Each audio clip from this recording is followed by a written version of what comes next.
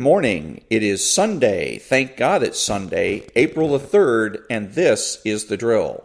Welcome to all the butchers, bakers, and candlestick makers out there. I'm Ron, your host, and the only true conservative in the United States today. So today, after the Declaration for Spiritual Warfare, the Pledge of Allegiance, and the Star-Spangled Banner, we will have no free lunch, Shadowbosses Chapter 8, and Chapter 4 of the book My Bicentennial Year. All that and more when I come back.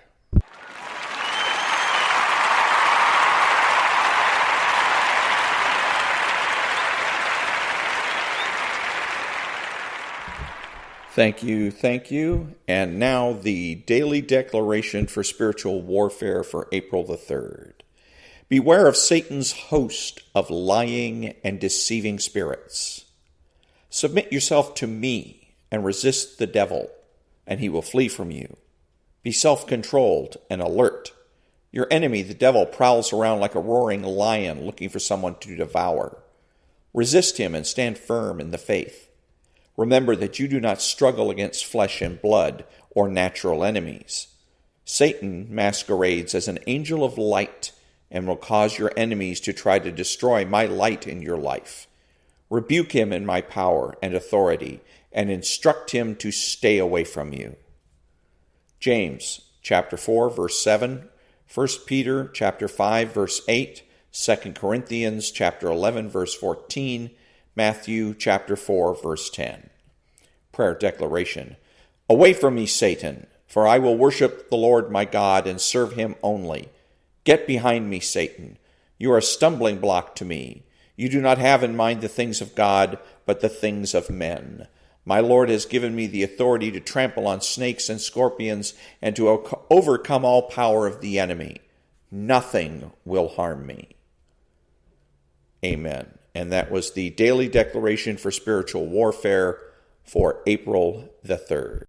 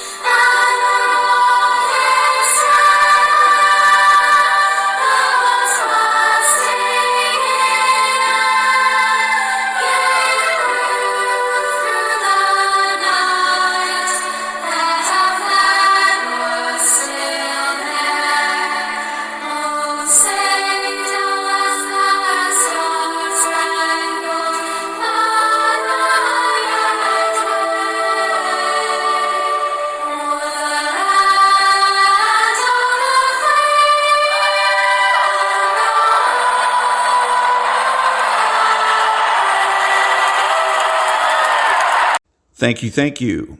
Who is the true conservative? He is religious and realistic. He is the person that understands that culture is the foundation for politics. He acknowledges a benevolent universe.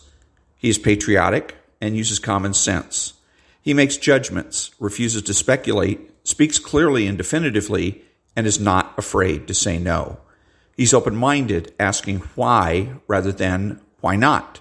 He is consistent, credible, and influential, not ashamed of his existence, unafraid to learn or correct his mistakes. He is a normal American.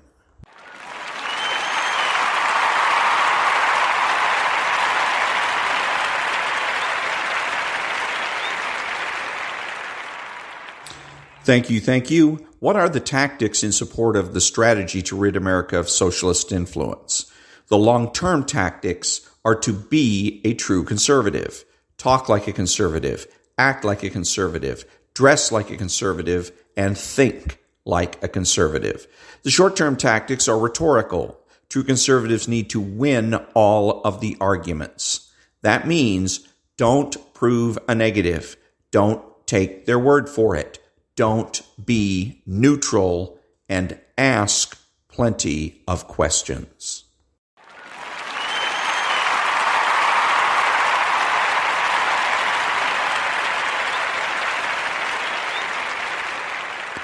Thank you, thank you. What is the true conservative strategy for defeating socialists in this country? Socialists must be driven from positions of power, and since it is lefty counterculture that provides the foundation for their political success, true conservatives must resist left-wing counterculture and promote normal American culture. By changing our culture, we will change our politics. And by changing the culture, we mean you need to get married, have a family, and raise your children.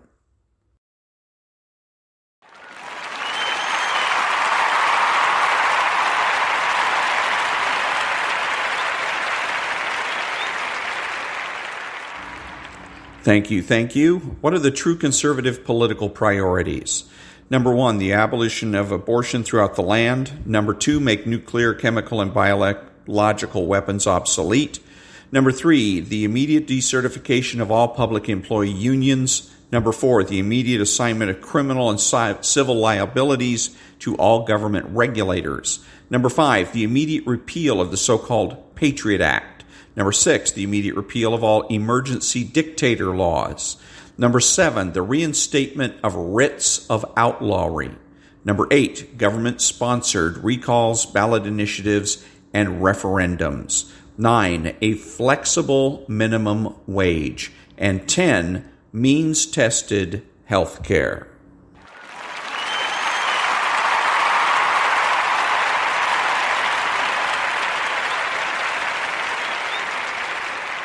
Thank you, thank you. What are the true conservative cultural priorities? Number 1, bring back not-for-profit news. 2, destroy the cult of promiscuity. 3, destroy the cult of neutrality. 4, destroy the cult of personality. 5, destroy the cult of imagination. 6, destroy the cult of reinvention. And we destroy these cults by replacing them with values.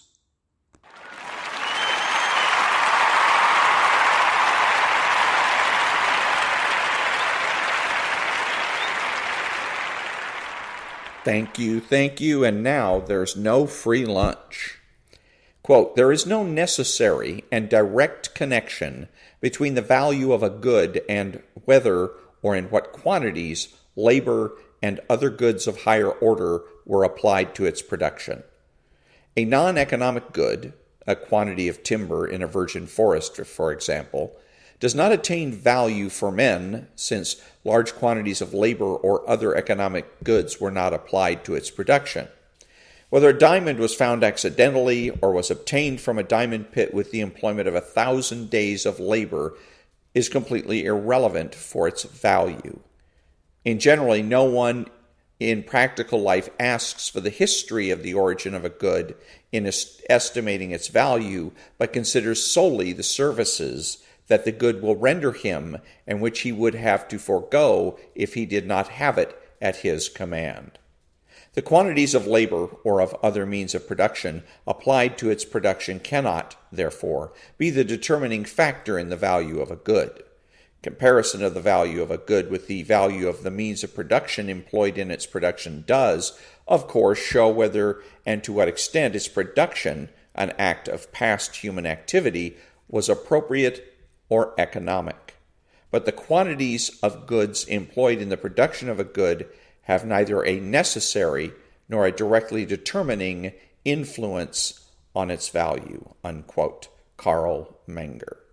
I know this is a mouthful of a quote, and from no less than the founder of Austrian economics, but because of the value the defender of free markets must place on price discovery, it is imperative that Marx's labor theory of value be thoroughly debunked in your minds, and Menger here has made minced meat of this pivotal piece of Marxist thought.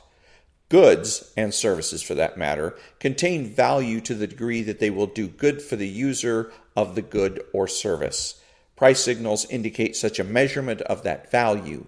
Marxist machinations of how value is defined lead to a slippery slope that distort everything they touch. Price discovery in free enterprise is instrumental in unpacking value. And that was, there's no free lunch.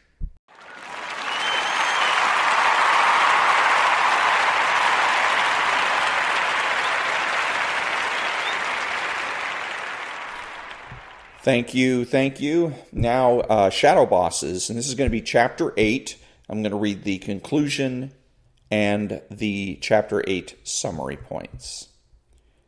Who is going to stop the unions from rolling out their next wave of organizing the unorganizable? Our current federal government is chock full of former union officials and pro-unionists who won't stop unions from overreaching in their organizing efforts. Secretary of Health and Human Services Kathleen Sebelius certainly won't step in. She actually issued an executive order to forcibly unionize 7,000 child care workers while she was governor of Kansas in 2007. What about the First Amendment to our Constitution and our free speech rights? By forcing groups of people who receive all or part of their compensation from the government into unions, the states are foisting an exclusive lobbyist on these people. Once unionized, these people can petition or speak with state government only through a single exclusive voice, their union. Their independent right to political speech, guaranteed by our Constitution, has been taken away. The First Amendment guarantees that you have the right to petition the government for a redress of grievances. That is, without the union getting between you and your government. Unions do precisely this when they forcibly unionize Americans, unrestrained by our Constitution. Governor Rod Blagojevich and his successor, Governor Pat Quinn, in their executive orders unionizing personal assistants, claimed that care providers cannot effectively voice their concerns without union representation. As the nanny state grows under President Obama, these patronizing viewpoints will become more commonplace, and the left will decide that we all need union masters to help us petition our government. But don't we all have elected representatives? Isn't that what democracy is all about? Not anymore. We all have elected representatives, but many of them have been co-opted by the shadow bosses. The unions are working with union-supported government officials to expand the groups of people whom they can organize. Remember, union power ratchets up, never down. It may take them a few years to get all the right politicians in place, but they will likely get there, step by step, according to their latest shadow boss battle plan. What's our plan? In the next chapter, we will see how some Americans are fighting back against growing government employee union power and winning some important early battles. But will we win the war? For that, we will of course need your help. Chapter 8 summary points. Government employee unions are working to recast anyone who receives benefits or compensation from the government and does some work for the funds as a government employee who can be forcibly unionized. Parents taking care of their disabled children, people taking care of their elderly parents, and other caregivers who are compensated under government programs have been the first targets for forced unionization. Many care providers never even heard about the election putting them under union control until they received notice that they had been unionized and that they owe as much as $95 in union dues per month. Ivy League union bosses like Andy Stern and his successors at the SEIU and Change to Win have focused on organizing ever larger groups of American workers who were previously considered unorganizable. Organizing the unorganizable is a lucrative growth plan for government employee unions. SEIU Local 880, the notorious Acorn-dominated Chicago local that Obama worked for, unionized 20,000 personal care assistants, generating at least $3.6 million a year in forced dues. With a few tweaks of the law and help from pro-union politicians, Social Security recipients, welfare moms, food stamp recipients, veterans, and even the self-employed could be forcibly unionized. And that was the conclusion and the summary points for Chapter 8. Next time, Chapter 9, Insurrection. Back in a minute.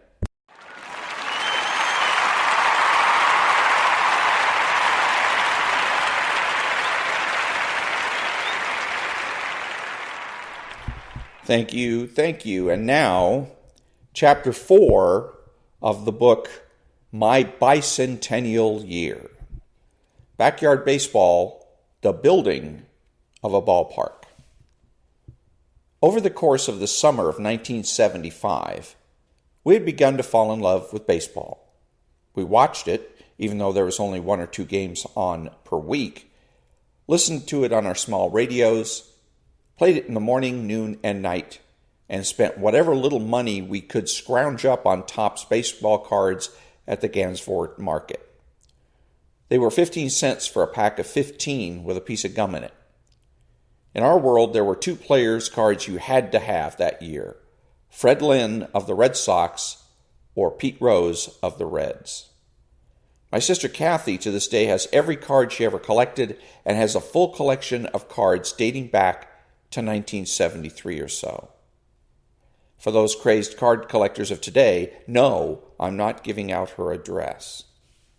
We spent countless hours that summer playing pickup games, mostly in our backyard. My father even showed us how to read the paper to check the box scores for standing and stats. By the time school rolled around, all the talk was who was going to be in the playoffs, and then, of course, the World Series. Our area was pretty unique from a baseball fan standpoint. We were exactly 4 hours away from 4 different teams: the Mets and the Yankees in New York, the Red Sox in Boston, and the Expos in Montreal. Who would be the home team to root for? By the end of the summer, my sister Kathy had fallen for Fred Lynn and the Sox. Gene and Brad Tidwell loved Pete Rose and the Cincinnati Reds, even though they were over 12 hours away. Mike C's dad insisted that he had to be a Yankees fan for baseball and Giants fan for football. So this was not to be his year. During that summer, I was definitely pulling for the Sox. In the next few years, I spent time with my grandmother. I became a Mets fan. She loved the Mets and had something called cable TV, and I was able to go there and watch some of the Mets games with her. She explained to me who Tom Seaver was, and even read me a book all about the '69 amazing Mets. Years later, it was quite emotional for me to watch the Mets win the '86 World Series playing against the Sox, who I loved, rooting for the team my grandmother and I loved. We had managed by this time to have quite the baseball complex right in my backyard. Home plate was located on the corner of the backyard, pretty close to our house, so that we were hitting from that corner out. A foul ball from the right-handed hitter would occasionally hit the house, but no great damage was ever done. We only had one person who hit last, and he always swung late, so the house never came into play. We tried our best to measure out bases the right length, but I'm sure we were off by a lot. But it worked for us. We had played with plywood boards painted white that my dad made for us. As you ran around first base on to second, we had worn kind of a little track in the yard, enough so there was actually a 3 or 4 inch deep trail of dirt that took you around the whole infield. Pitcher's mound we made so that it was a good 8 inches high, but not very wide. We had the same trail of dirt for home plate to pitcher's mound. Our complex saw some major enhancements after a Friday night blowout my dad had with Mrs. Harvey late in the summer. Mrs. Harvey, for some reason, decided to plant a rose bush right behind our home plate. Remember, she is the lady who lived right next to us and named her son Lee Harvey. Technically, it was in her yard, but it was in our ring of dirt that surrounded home plate.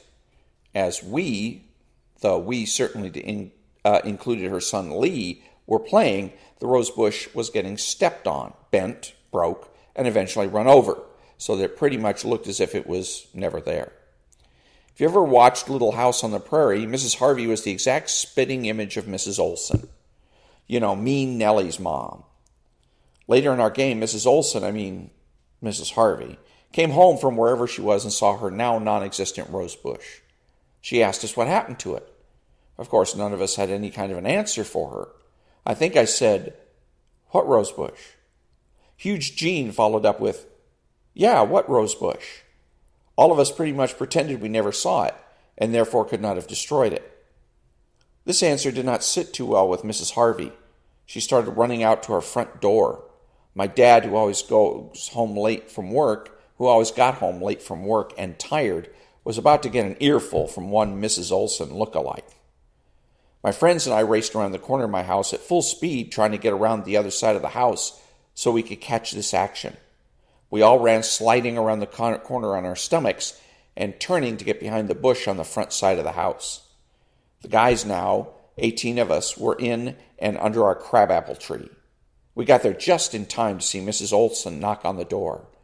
I needed to get a better look and be able to hear better. I crawled from under the crabapple tree, making my way under our front porch.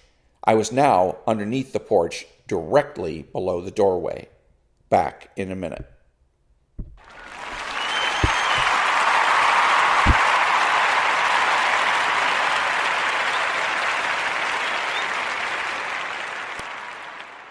Thank you.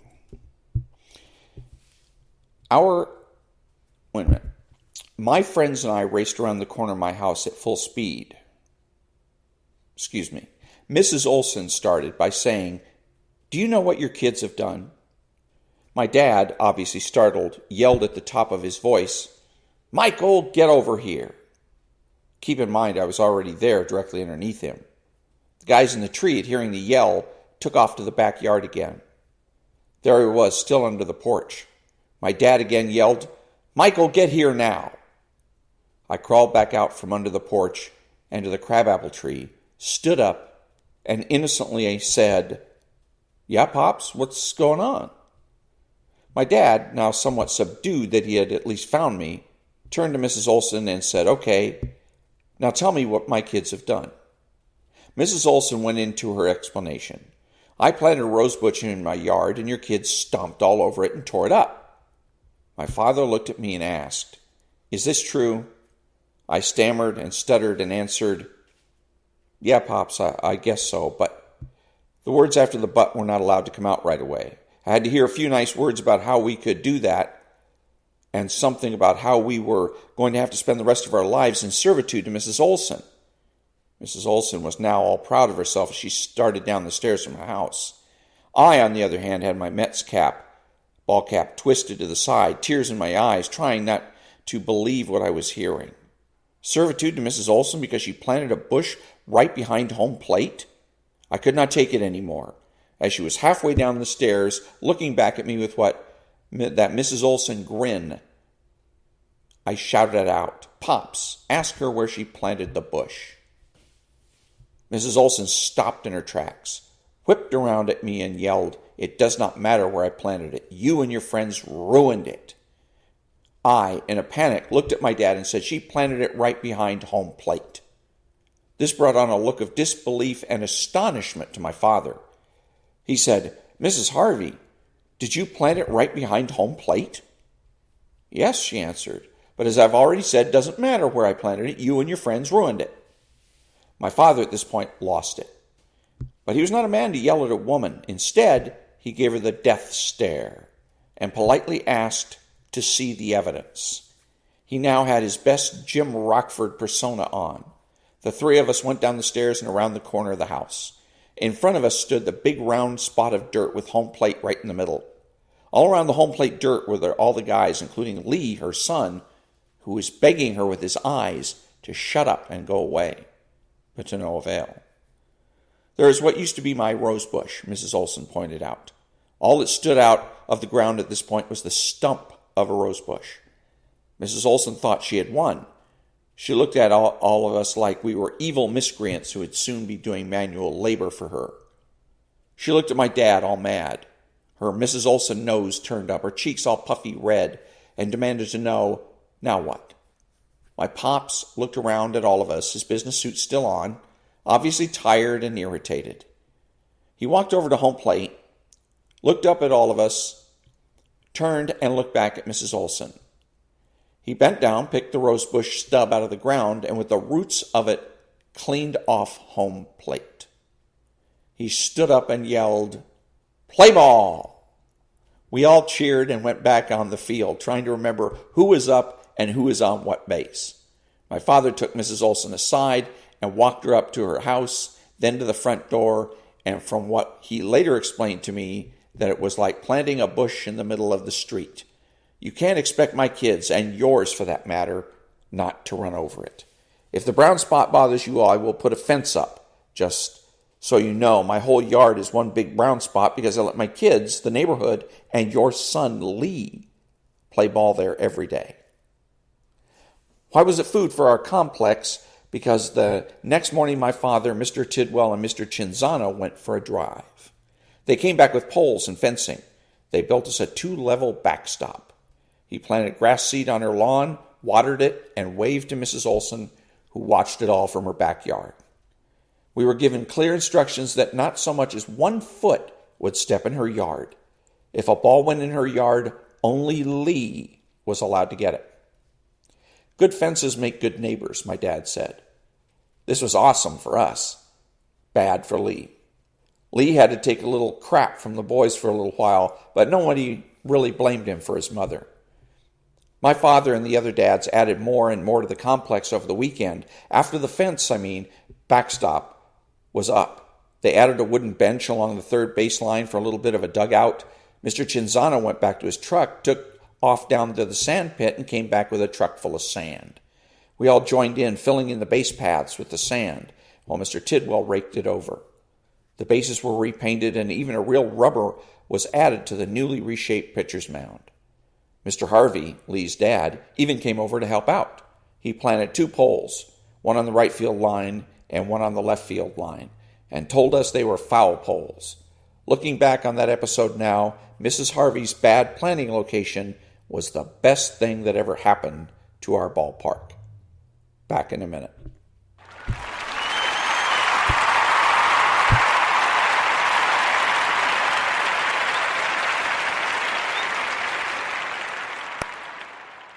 Thank you.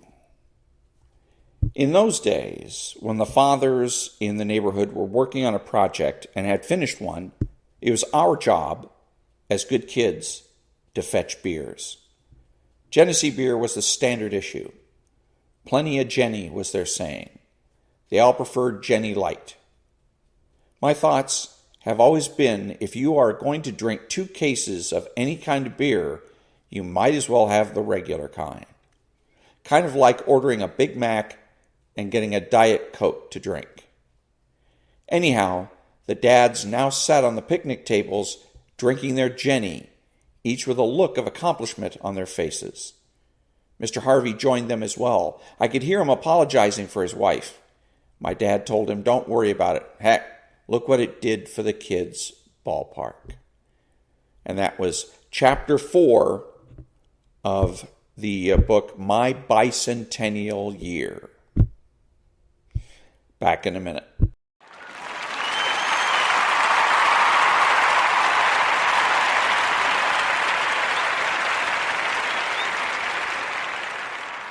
Thank you. Who is the socialist?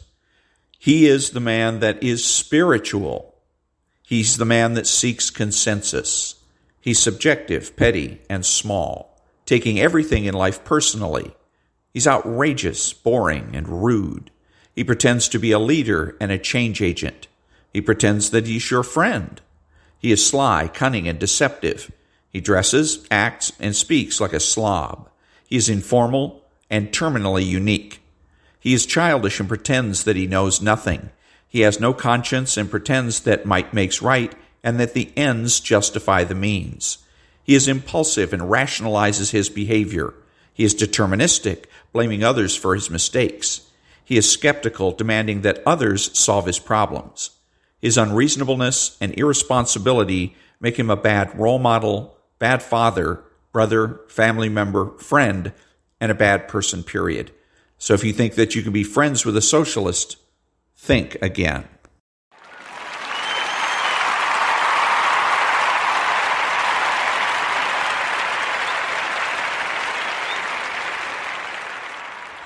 Thank you, thank you. This is Ron, your host, the only true conservative in the United States today, bidding adios to all the butchers, bakers, and candlestick makers out there, and reminding you to tune in to the John and Ken Show, which is an excellent example of how true conservatives communicate. It's a radio show that's on KFI AM 640 from 2 o'clock in the afternoon to 6 o'clock in the evening, Monday through Friday. And that's Pacific time. So that's an excellent show to listen to. And other than that, until next time, remember to be honest, to be smart, to be beautiful, and to remember that the left has no authority, no power, and they can't win.